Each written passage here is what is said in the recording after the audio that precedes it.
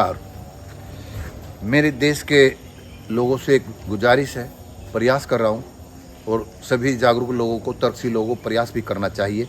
दिखते हुए दर्शन के अर्थ और अनर्थ को समझना भी चाहिए, उसके बारे में विश्लेषण भी करना चाहिए।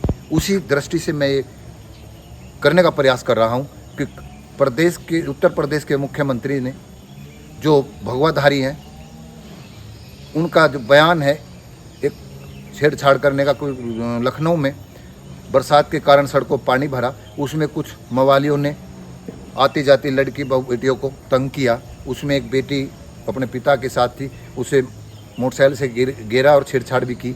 उसमें पुलिस ने जो बच्चे पकड़े हैं 16 बताए जाते हैं, अभी और भी पकड़े जाएंगे।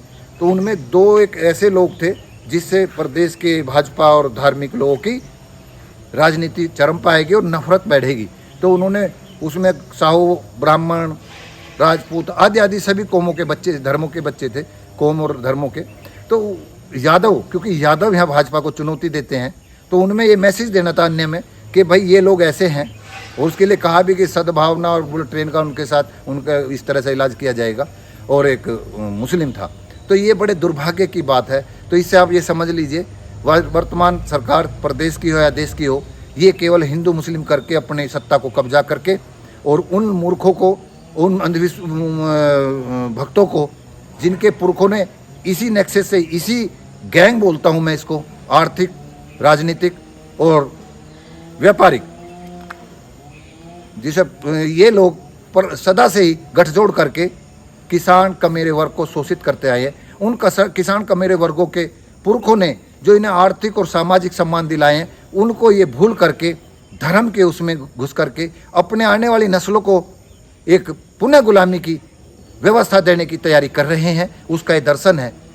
तो मैं यही कहूँगा कि कोई भी धर्म गुरु, किसी भी देश, किसी भी मान्यता का वो धर्म हो, उनमें जब भी मैं जहाँ भी मिला हूँ, मुझे कोई सद्भाव, समता और समानता की बात करने वाला नहीं मिला। वो केवल अपने को श्रेष्ठ बताना, दूसरे की कमियां बताना और उस कमियों को बता करके अतीत का बखान करना।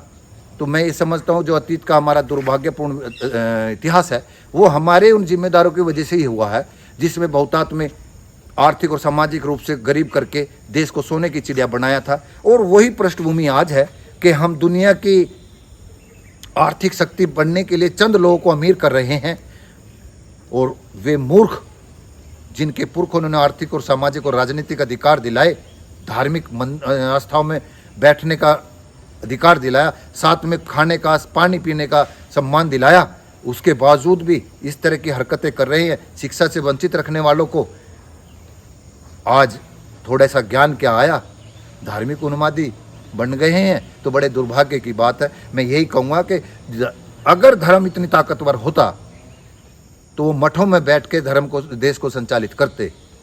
देश का संचालन जो करता है, राज्य का जो संचालन करता है, जिसकी उसके संरक्षण में धर्म पनपता है। किसी भी शासक जिस मान्यता का होगा वो उस धर्म का प्रचार करेगा। चाहे अशोक सम्राट हो, उन्होंने बौद्ध धर्म को पूरी दुनिया में, मतलब एशिया में फैलाया।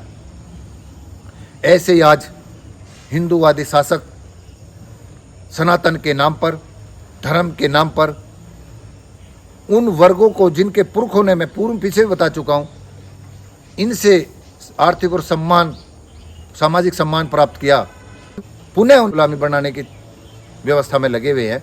तो ये देखिए, संविधान इस देश की सर्वोपरि ताकत है।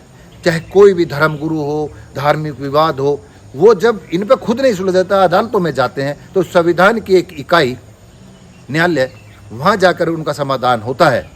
तो तात्पर्य मेरा है, संविधान का सम्मान करो, संविधान को पढ़ो, संविधान की शक्ति को जानो। यहाँ सारी शक्ति संविधान में निहित है, उसकी रक्षा करना, उसमें आर्थिक और सामाजिक और राजनीतिक अधिकार प्राप्त करना हर वर्ग की जिम्मेदारी है कि वो अपने वर्ग की आर्थिक और सामाजिक सम्मान के लिए जो राजनेता भेज रहे हैं वे रक्षा करें। आज ऐसा होता नहीं दिखाई दे रहा है। तो मैं प्रदेश के मुख्यमंत्री भगवाधारी ईमानदार हैं, नो डाउट, भोगी नहीं है, ये भी सही बात है, तपस्वी हैं, लेकिन इस तरह की भाषा बोल करके अपनी गद्दी सुरक्षित रखना दुर्भाग्यपूर्ण है।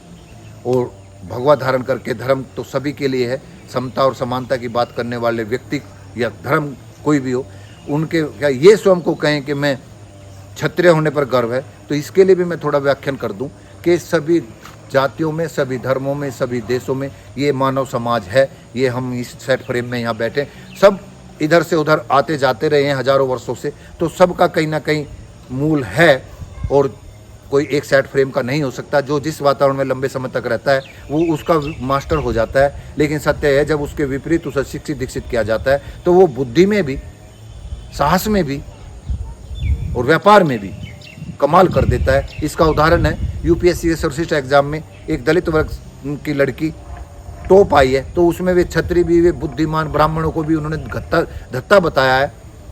अभी सीयूटी में एक लड़की किसान वर्ग की फर्स्ट आई है, 1000 में से 1000 आए हैं, तो ये बुद्धि उसके पास भी है। जो ये कहने वाले कि बुद्धि हमारे पास है, श्रेष्ठ हम है, क्षत्रियों के पास बाहुबल है, तो इस सेट फ्रेम में बढ़ने का मतलब आप स्वतः ही उनकी गुलामी स्वीकार कर रहे हैं। तो ऐसे गुलामी स्वीकार करने वाले जान ले कि आप अपने बच्चों को हर जिस तरह का वातावरण देंगे उस तरह का वो हमारी नस्लें एक्सपर्ट हो जाएंगी। तो आप किसी सेट फ्रेम में नहीं, मानव में सारी शक्ति निहित है, तो इस निहित शक्ति में जिसके वो विकास करेगा, उसका परिवार, उसका समाज जिस चीज़ के उसमें विकास, उसका दर्शन देगा, वो उसका एक्सपर्ट बनता है। तो किसी के गुलाम मत बनिए, किसी सेट फ्रेम में मत बनिए, और संविधान की रक्षा करने के लिए ऐसे लोगों को मुतार जवाब दीजिए और ऐसे लोगों को नसीहत भी करिए। इसी भाव से मैंने वीडियो बनाई है कि आप धर्म के और भगवा आदि जो समाज के ठेकेदारों की बात पे मत जाइए। इनकी कथनी और करनी में अंतर होता है। इनकी किताबी और जुबानी बातें तो स्रोत और तर्क के साथ नहीं होती हैं। शिक्षित व्यक्ति तर्कशील बने, नहीं तो पेट भरने के लिए शिक्षा ले रहे हो, ये आपके लिए कलंकित बात है। नमस्कार।